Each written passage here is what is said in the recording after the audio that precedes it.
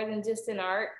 And this is what my business card looks like. I started making bracelets when I was probably 11. I go to Joann Fabrics, and that's where I buy the beads from to make the bracelets. So I started getting like different kind of beads and like more beads that more people would like. And like I started charging them. I started making higher prices.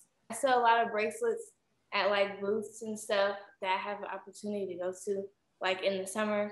Yeah, I have these. These are like for women. Then also wear these too.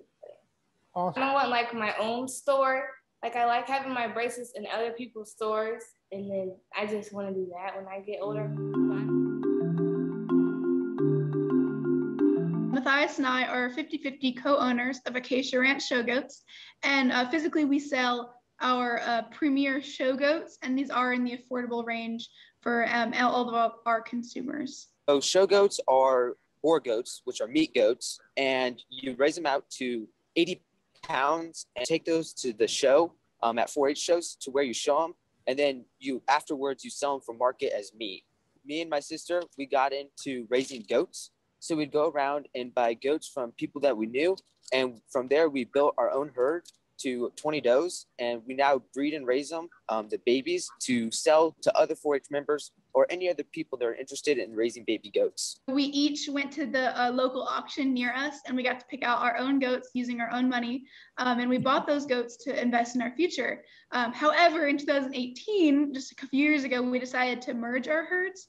And so there's been a lot of growth together as we can use both of our more focused set of skills to grow the business individually, but together. One way that we are innovating our business, and not only our business, but our field in the field of show goats and meat goats, we have a new farm to fork program that we're going to be implementing it over the next 2 years. And that involves us, the normal consumers of our business, purchasing our affordable show goats. They will be feeding these goats out, most likely for their own benefit, so they can show these animals at fairs. But after this, we will then purchase the animal back from them at regular market price, which is about $20 more than what they can get from the normal resources given to people showing at fairs for those animals. And then we will take those to butcher shops ourselves and get them butchered, which will set us back the certain amount of money. And then we will be able to break even from purchasing those animals back and actually be making money while not having the cost of the feeding out those goats. And so then in the end, we will be able to make a large profit off of these animals. I'm a filmmaker, I'm a film producer.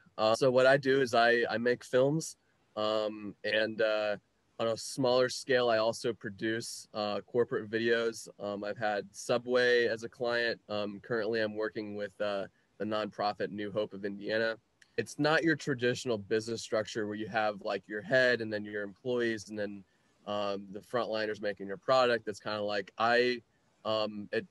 my projects have various levels of dependence and independence on other entities and organizations. So wherever the production company ends up in the future, I would like to be developing, producing, and making big budget films that reach a wide range of audiences across the world.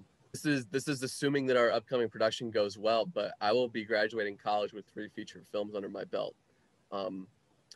There's not a lot of other people my age that can say that. And I'm not going to pretend like that my stuff is large scale, but it's still something.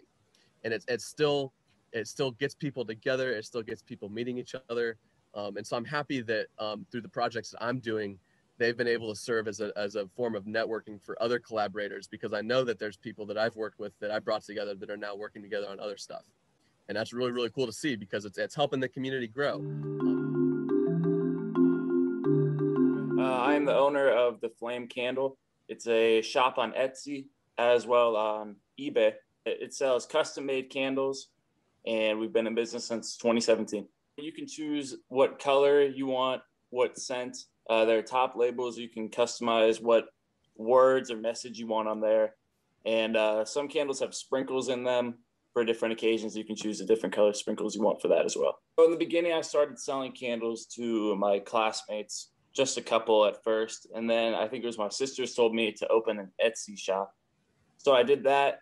At first, it really wasn't that many. I mean, there might have been an order every couple weeks every month. But the first year, it really wasn't that many orders, and the second year was even less. And then the third year, 2019, I believe, it was just tremendous growth.